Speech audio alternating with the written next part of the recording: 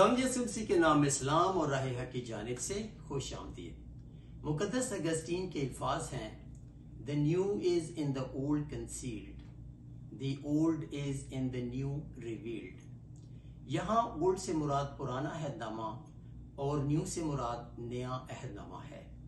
سلیم بھائی ان الفاظ کی کچھ وضاحت کر دیں۔ عارف بھائی، بائبل مقدس خدا کی محبت کی ایک مسلسل سچی کہانی ہے۔ پرانا عہد نامہ ان کتابوں پر مشتمل ہے جو خداوند یسوع مسیح کے زمین پر ظہور سے پہلے لکھی گئیں، جبکہ نئے عہد نامہ میں وہ کتابیں شامل ہیں جو اس کے زمینی ظہور کے بعد لکھی گئیں۔ چونکہ بائبل کے دونوں حصے ایک ہی کہانی کا تسلسل ہیں، اس کہانی کو پوری طرح سمجھنے کے لیے دونوں حصوں کو پڑھنا اور سمجھنا لازم ہے۔ پیدائش 3 باب 15ویں آیت میں خدا نے سانپ سے کہا، میں تیرے اور عورت کے درمیان اور تیری نسل اور عورت کی نسل کے درمیان عداوت ڈالوں گا، وہ تیرے سر کو کچلے گا اور تو اس کی ایڑی پر کاٹے گا۔ یوں خدا نے وعدوں اور پیشن گوئیوں کا سلسلہ شروع کیا جو پرانے عہد نامے کی کتابوں میں جاری رہا۔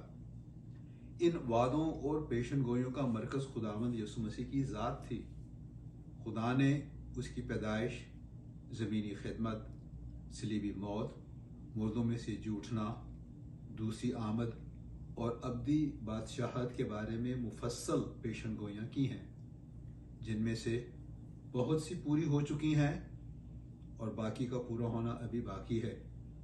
عدنان بھائی، اس موضوع پر آپ بھی کچھ کہیں۔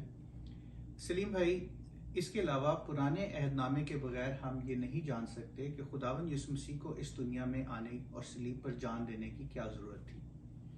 پرانا عہد نامہ انسان کے گناہ کی واضح تصویر کشی کرتا ہے۔ خدا نے پرانے عہد نامے میں شریعت تھی، لیکن بنی اسرائیل کی تاریخ ظاہر کرتی ہے کہ انسان خدا کے قانون پر عمل پیرا ہونے سے قاصر ہے۔ احبار کی کتاب میں ساری قربانیاں خداوند یسوع مسیح کی اس قربانی کی عکاسی کرتی ہیں جو اس نے صلیب پر دی۔ پرانے عہد نامے میں اس قربانی کی طرف پوشیدہ اشارے تھے، لیکن نئے عہد نامے میں یہ اشارے واضح ہو گئے اور اب ہم ان کو بہتر طور پر جان سکتے ہیں۔ عدنان بھائی، ایک اور بات یاد رکھنے کی یہ ہے کہ خداوند یسوع نے کئی مواقع پر پرانے عہد نامے کے حوالے دیے۔ لوکا 4 باب میں خداوند یسوع مسیح نے یسایہ 61 باب کے یہ الفاظ پڑھے، خداوند کا روح مجھ پر ہے، اس لیے کہ اس نے مجھے غریبوں کو خوشخبری دینے کے لیے مسا کیا، اس نے مجھے بھیجا ہے کہ قیدیوں کو رہائی اور اندھوں کو بینائی پانے کی خبر سناؤں، کچلے ہوئوں کو آزاد کروں اور خداوند کے سال مقبول کی منادی کروں۔ پڑھنے کے بعد خداوند یسوع نے کہا، آج یہ نوشتہ تمہارے سامنے پورا ہوا۔ لوکا 24 باب 27ویں آیت میں مردوں میں سے جی اٹھنے کے بعد اماؤس کی راہ پر شاگردوں سے گفتگو کے دوران موسیٰ اور سب نبیوں سے شروع کر کے سب نوشتوں میں جتنی باتیں اس کے حق میں لکھی ہوئی تھی وہ ان کو سمجھا دی۔ عبرانیوں کے خط میں پرانے عہد نامہ کے بہت سے پوشیدہ اشاروں کی وضاحت ملتی ہے۔ جب تک ہم پرانا اور نیا عہد نامہ ایک دوسرے کو سمجھنے کے لیے استعمال نہ کریں، ہم کسی ایک کو بھی بہتر طور پر سمجھ نہیں پائیں گے۔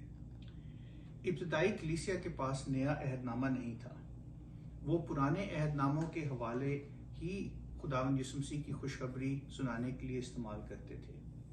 اعمال باب 2 میں پطرس کا پیغام پرانے عہد ناموں کے حوالوں پر ہی مشتمل تھا۔